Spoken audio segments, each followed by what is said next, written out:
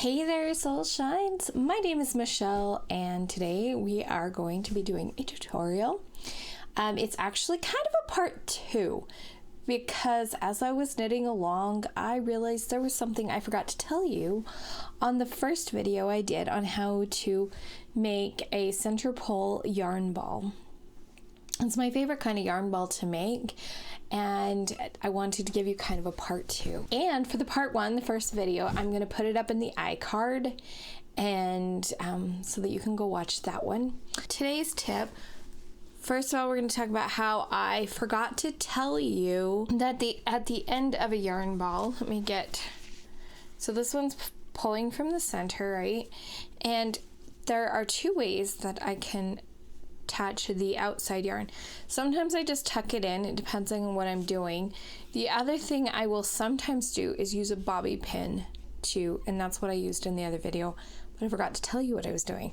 So a bobby pin to hold that end in. I have been working on this pair of crazy socks that are for my daughter.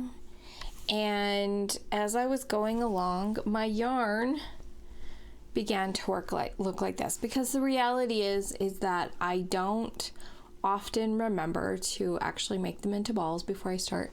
Usually it's because I'm really excited to get started on the project, and so I'm like, I'm just gonna start. But then the balls those skeins start getting a little crazy, and I'm kind of stuck.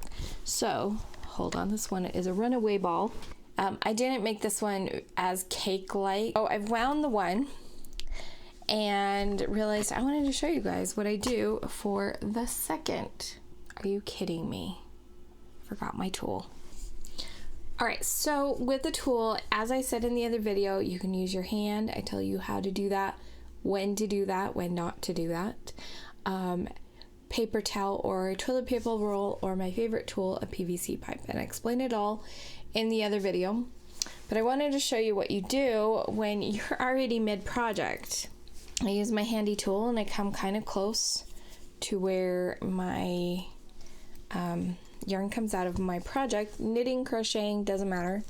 So the yarn project can sit on my lap, however loose it needs to be. This yarn's very stretchy because it's got stuff in for socks. Pulling this down, and then I just kind of hold it up here, and I start it around, and then I can make my yarn ball either look like a ball or a cake, depending. And I'm just gonna keep going until I get to the end. And that's a little, seriously, a little tip that for whatever reason I forgot to tell you, and that's one of my favorite things about winding a ball this way. So I just wanted to share that with you guys today. I'm gonna get off the video, go finish doing this. I finally figured out how I want to end my videos. I had it. What was it? Okay, I think I've got my ending figured out. I wanted to remind you guys to let your soul shine through your magical creations. See you next time.